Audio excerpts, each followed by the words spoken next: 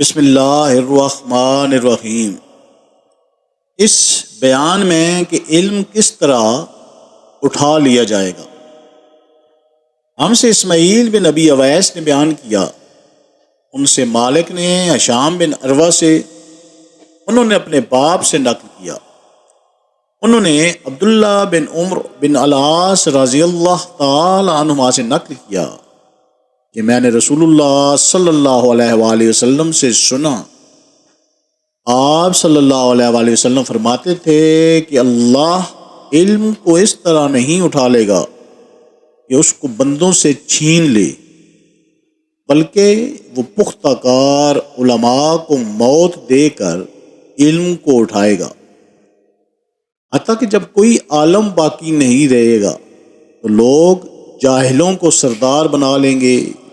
ان سے سوالات کیے جائیں گے اور وہ بغیر علم کے جواب دیں گے، اس لیے خود بھی گمراہ ہوں گے اور لوگوں کو بھی گمراہ کریں گے۔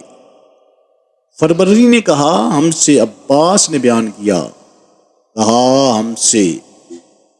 قنیبہ نے، کہا ہم سے جریر نے، انہوں نے ہشام سے مانند اس حدیث کی۔ اللہ تعالیٰ ہمیں احادیث سے مبارکہ پر عمل کرنے اور اس پیغام کو ہر انسان تک پہنچانے کا ذریعہ بنائے، آمین یا رب العالمین۔